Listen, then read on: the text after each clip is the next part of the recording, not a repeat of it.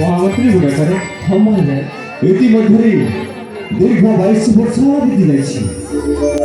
ଆଉ 7 ବର୍ଷ ହେଲା ଏଇ ଆମ ମାଳିକ୍ୟ ନଗରରେ ଅନାବୃଷ୍ଟି ଯୋଗୁଁ ସମସ୍ତ ପ୍ରଜାମାନେ ହାହାକାର ହେବାକୁ ଲାଗିଲେ। ସେଇଥିପାଇଁ ଗୋଟେ ଯଜ୍ଞର ଆୟୋଜନ କରିବାକୁ ଯାଉଛି। ଲେଖିଲେ ତାପରେ ମତ କ'ଣ? ସେ କଥା ତ ସତ୍ୟ ମହାରାଜ। ହଁ, କିନ୍ତୁ କିନ୍ତୁ କ'ଣ? ମହାରାଜ ଯଦି ଆପଣ ଯଜ୍ଞ କରିବାକୁ ଚାହୁଁଛନ୍ତି ହଁ, ତାହେଲେ ଆପଣଙ୍କୁ ଦ୍ୱିତୀୟ ବିବାହ କରିବାକୁ ପଡ଼ିବ। ହଁ ମହାରାଜ। ନା ନାଇଁ ବାବୁଜୀ, ମୁଁ ଆଉ ଦ୍ୱିତୀୟ ବିବାହ ନା, ମୁଁ ନାଇଁ ମହାରାଜ, ଯଦି ଆପଣ ଦ୍ୱିତୀୟ ବିବାହ ନ କରନ୍ତି ତାହେଲେ କଦାପି ମଧ୍ୟ ଯଜ୍ଞ କରିପାରିବେନି। ଆଉ ଯଦି ଯଜ୍ଞ ନ ହୁଏ ତାହେଲେ ମାଣିକ୍ୟ ରାଜ୍ୟର ପ୍ରଜାମାନେ ଏମିତି ଅକାଳ ମୃତ୍ୟୁରେ ମରିବେ ନିଶ୍ଚୟ। କ'ଣ ଆପଣ ଏ ମାଣିକ୍ୟ ରାଜ୍ୟର ହିତ ପାଇଁ, ଏ ପ୍ରଜାବାସୀ ମାନଙ୍କ ମଙ୍ଗଳ ପାଇଁ ଆପଣ ଦ୍ୱିତୀୟ ବିବାହ କରିପାରିବେନି ମହାରାଜ? ପାରିବି, ନିଶ୍ଚୟ ପାରିବି, କିନ୍ତୁ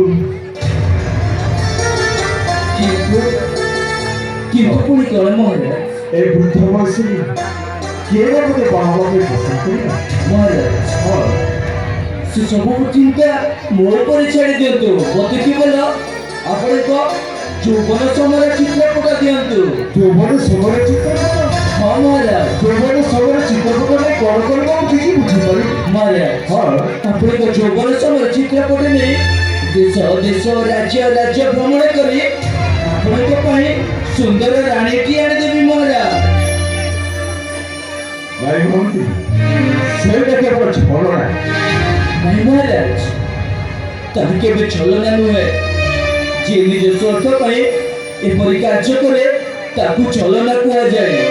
ହେଲେ ଆପଣ ଏ ମାଣିକ୍ୟ ରାଜ୍ୟର ହିତ ପାଇଁ, ପ୍ରଜାବାସୀ ମାନଙ୍କ ମଙ୍ଗଳ ପାଇଁ ଏମିତି ଛଳନା କରିବାକୁ ଯାଉଛନ୍ତି। ଏହାକୁ କେବେ ଭୁଲ ଧରାଯାଇପାରେ ନା ମହାରାଜ। ଠିକ୍ ଅଛି, ମୁଁ ତମ ପ୍ରସ୍ତାବରେ ରାଜି ଅଛି। ଗୋଟାଏ ଭୂତ ଜାଣି 1000 ଜଣଙ୍କର ମଙ୍ଗଳ ହୁଏ, ତାହେଲେ ସେଇଟା ଭୁଲ। ଠିକ୍ ଅଛି।